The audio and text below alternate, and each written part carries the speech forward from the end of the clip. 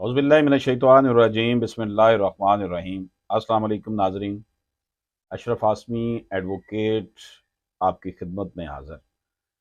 नाज़रीन इकराम, अगर हम चाहते हैं कि लोग हमारे साथ अच्छा सलूक करें तो हमें दूसरों के साथ अच्छा सलूक करना चाहिए। हमें हक का साथ देना चाहिए। नाज़रीन इकराम, हमारे सामने लेटेस्ट जजमेंट है सुप्रीम कोर्ट ऑफ पाकिस्तान की सिविल अपील नंबर 23/23P/2017। ये आपको सुप्रीम कोर्ट ऑफ पाकिस्तान की वेबसाइट और लाहौर हाई कोर्ट की वेबसाइट पर भी मिल जाएगी। Pirzada Noorul Basar versus Musammat Pakistan Bibi and others. अब इसमें जो इशू हम डिस्कस कर रहे हैं वो है कि whether the Supreme Court in its appellate jurisdiction can determine any ground or question of fact that had not been pleaded or raised by the parties at early stage before the lower court and high court and has been for the first time raised in appeal before it। इसमें अब जो question है वो ये है, issue इस case में, क्या सुप्रीम कोर्ट जो है अपील अपनी जो एपीलेट ज्यूरिस्डिक्शन है, जो अपील में उसका दायरा इख्तियार है, क्या उसमें कोई वो ऐसा क्वेश्चन ऑफ फैक्ट जो है वो डिटरमिन कर सकती है।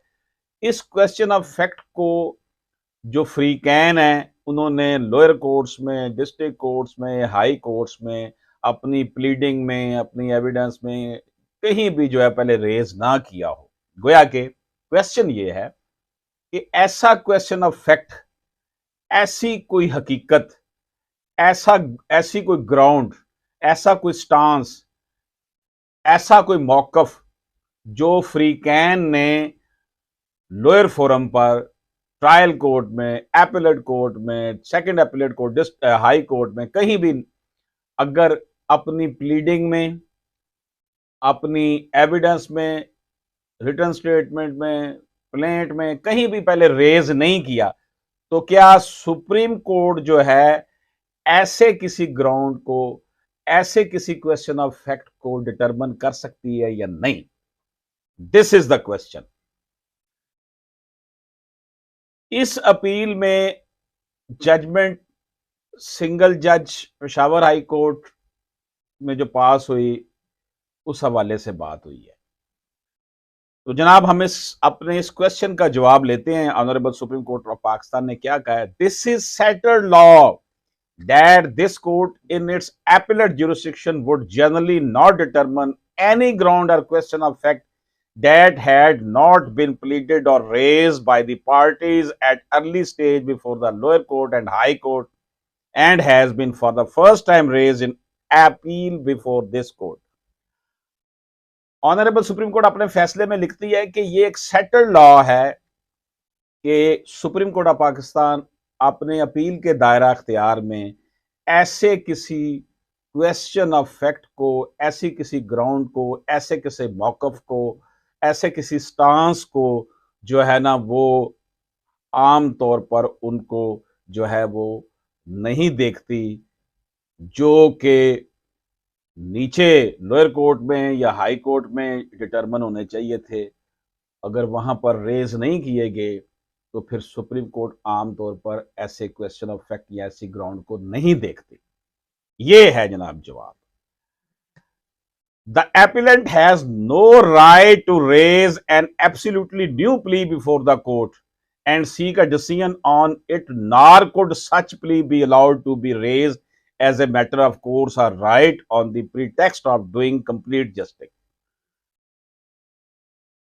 सुप्रीम कोर्ट ऑफ पाकिस्तान कहती है जी, एपिलेंट जो है, अपील कुनिंदा जो है, ऐसी कोई नई प्ली, ऐसा कोई नया स्टांस, ऐसी कोई नई ग्राउंड, ऐसा कोई नया मौकफ, ऐसी कोई नई तोजी सुप्रीम कोर्ट के आगे पेश नहीं कर सकता कि केस का फैसला किया जाए जिसको पहले रेज नहीं किया गया, और वो ये उसका मैटर ऑफ राइट नहीं है कि वो सुप्रीम कोर्ट में आकर रेज करे। अगर तो नीचे लोअर कोर्ट्स में या हाई कोर्ट्स में ये पॉइंट कोई ऐसा रेज हुआ हो, फिर अगर आप सुप्रीम कोर्ट आएंगे तो वो उसको डिटरमिन करेगी।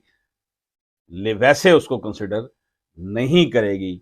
ये बात सुप्रीम कोर्ट ऑफ पाकिस्तान ने अपनी लेटेस्ट जजमेंट में की है।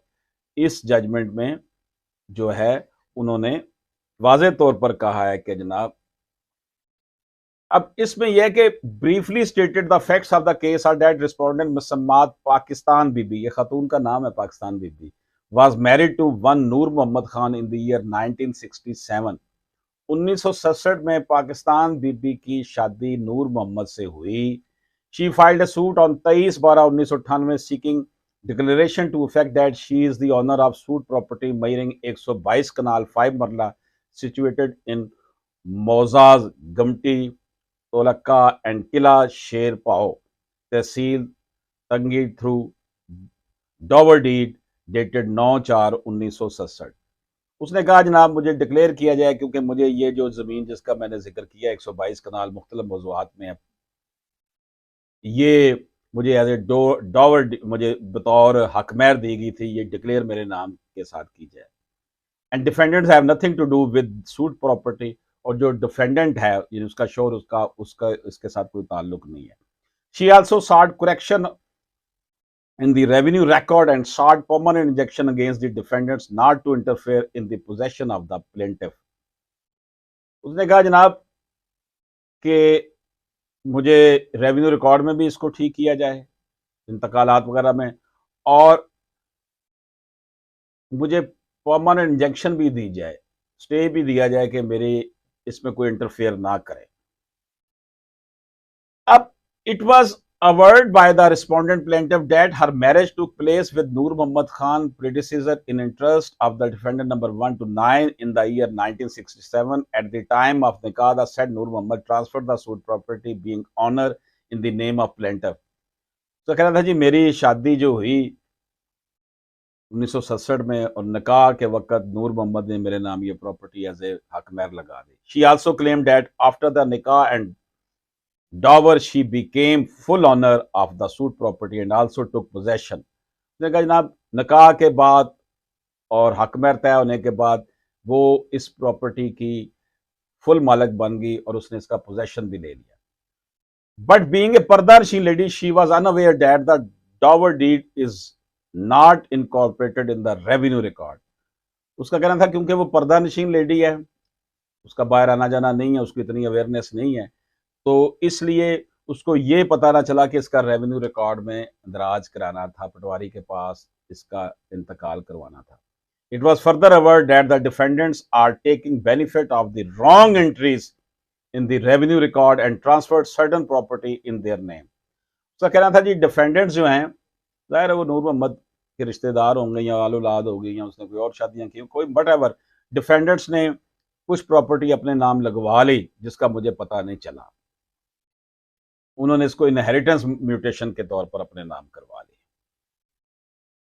And also want to transfer the suit property in their name. The defendant did not join the trial proceeding and were declared ex parte. जो डिफेंडेंट थे खातून के जिनके खिलाफ दावा किया था वो पेश नहीं हुए ट्रायल में और उनको एक्स पार्ट कर दिया गया। Vide judgements and decree dated 24/1/2000 the suit of the respondent plaintiff was decreed ex parte. तो उन्होंने जनाब खतून के हक में ये डिग्री ट्रायल कोर्ट ने कर दी, which was accepted by the first appellate court. उसे डिस्ट्रिक्ट कोर्ट ने भी कबूल कर लिया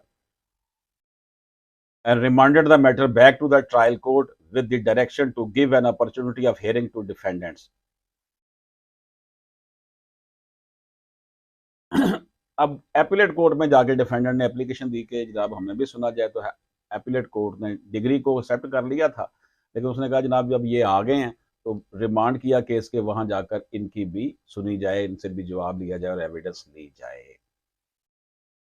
ultimately vide judgment and decree dated 31/7/2008 the suit of the respondent plaintiff was again decree, ये डिग्री हो गया जनाब वहां से। The appellant preferred appeal but the same was dismissed. उसने अपील की, डिसमिस हो गई। The appellant then filed civil revision before the Peshawar High Court, which was accepted, and the matter was again remanded to the trial court to record the cross-examination of the material witness RW8 and decide the case on its own merits।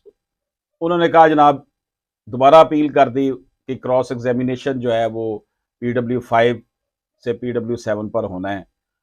High court ने कहा ठीक है जी ये किया जाए, case वापस trial court में चला गया।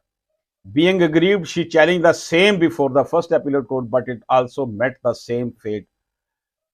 उसने फिर इसे चैलेंज किया फर्स्ट अपीलेट कोर्ट में, डिस्ट्रिक्ट कोर्ट में, लेकिन उन्होंने कहा नहीं, इसको क्रॉस एग्जामिनेशन किया जाए। Then she filed civil revision, तब उसने सिविल रिवीजन फाइल की पेशावर हाई कोर्ट में, जो अलाउ हो गई और इसका स्टांस मान लिया गया।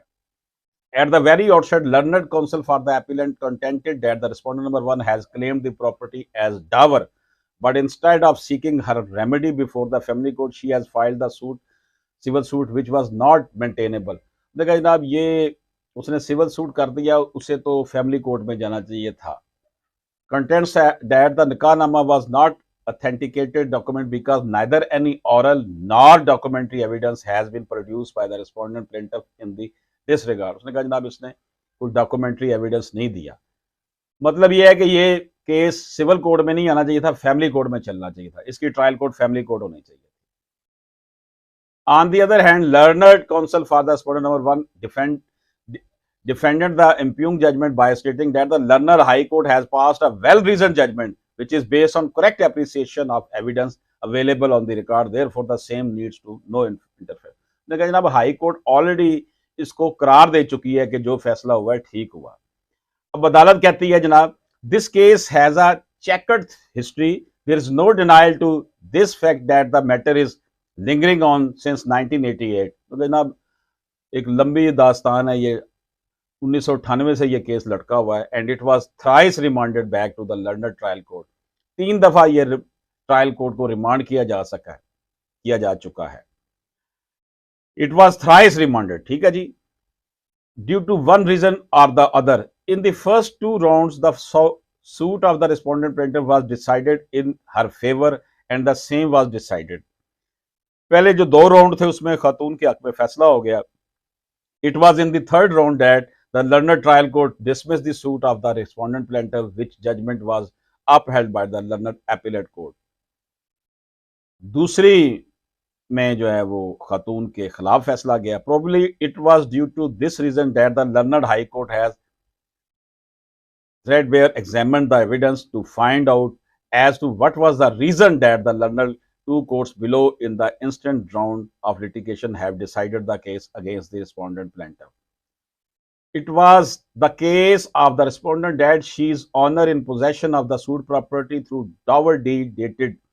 खतून का केस ये है कि वो डावर डीड डेटेड 9/4/1967, जो डावर है उसका निकाहनामे में जो लिखा हुआ है उसकी बेस पे वो मालका है। And the same has been exhibited in evidence, इस एविडेंस में भी एग्जिबिट किया गया निकाहनामे में। It was further claim that in the revenue record the suit property was still in the name of husband. लेकिन रेवेन्यू रिकॉर्ड में खातून के हस्बैंड के नाम अभी तक ये प्रॉपर्टी है, due to which the defendants are bent upon to transfer the disputed property in their name and inheritance mutation number 41 and 42 were wrongly attested. इस वजह से डिफेंडेंट्स उसको इस पे तुले हुए हैं कि वो इसको एज ए इनहेरिटेंस अपने नाम पे ट्रांसफर कराएं। In the said nikahnaama, it is clearly mentioned that the suit property was given to the respondent by her husband Noor Mohammed in lieu of dower in the year 90। उसमें वाज़े लिखा है कि ये उसको प्रॉपर्टी दी गई है। There is no denial to this fact that the said Noor Mohammed was owner of the suit property and there was no bar on him to transfer the property to his wife in his lifetime. Although the learned counsel for the appellate tried to challenge the authenticity of nikahnaama before this court, but it is an admitted position that the same was never objected to before the lower forum in any round of litigation. It is first time that the learned counsel has raised question before this court. This is settled law that this court is in its appellate jurisdiction would generally not determine any ground or question of fact that had not been pleaded or raised by। तो जनाब उन्होंने कहा, जनाब इसने कहा जी ये तो निकाहनामा जैली है, ये प्ली लेकर आई सुप्रीम कोर्ट में। उन्होंने कहा जनाब ये प्ली पहले लोअर कोर्ट्स में या हाई कोर्ट में पहले कभी नहीं ली गई, अब आकर ली गई है, तो अब हमने इसके ऊपर इंटरफेरेंस नहीं कर सकते। Honourable supreme court of Pakistan ने फैसला जो है उस खातून के जो है वो हक में दे दिया। तो नाज़रीन इकराम, इस जजमेंट में हमने ये देखा कि अगर सुप्रीम कोर्ट अगर लोअर कोर्ट में किसी पॉइंट को रेज ना किया गया हो, प्लीडिंग में किसी पॉइंट को हाई कोर्ट में रेज ना किया गया हो, तो फिर क्या सुप्रीम कोर्ट के दायरा अख्तियार में ये बात आती है कि वो इसको देखे कि जनाब कोई नया पॉइंट आ गया तो उसकी बेस पे कोई नया फैसला दे।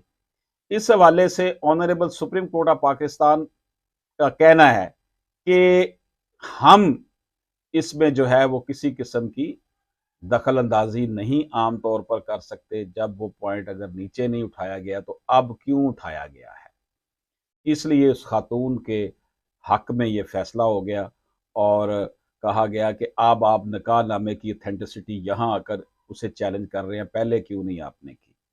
गोया के हमारा जवाब ये बना, the supreme court in its appellate jurisdiction can not determine any ground or question of fact that had not been pleaded or raised by the parties at early stage before the lower court and high court and has been for the first time raised in appeal before it. तो इसमें एक और बात भी है कि what is period of limitation to file suit regarding the matter related in wrong entries in the revenue record and from which date it is to be committed. The period of limitation to file suit regarding the matter related to wrong entries in the revenue record is 6 years and it is to be counted from the date when the right to sue occurred. मतलब जब 6 साल का अरसा है कि आप उसमें ये कर सकते हैं, लेकिन जब 6 साल उस वक्त से कंसिडर किए ना जब आपको केस करने की बाबत पता चला कि अब इसके ऊपर केस करना चाहिए, मामला डिस्टर्ब हो गया। राइट टू सू एक्योर्ड जब होगा ना, तब से ये 6 साल का।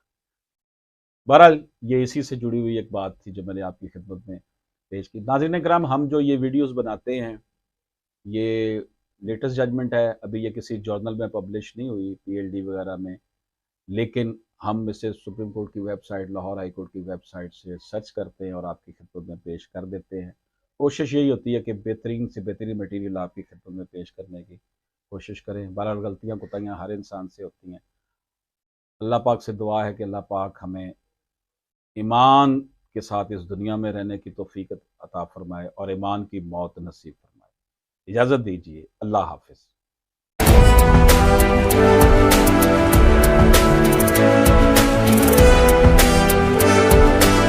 अशरफ हासमी एडवोकेट से रब्ता करने के लिए 0300426227 व्हाट्सएप पर वॉइस मैसेज कीजिए।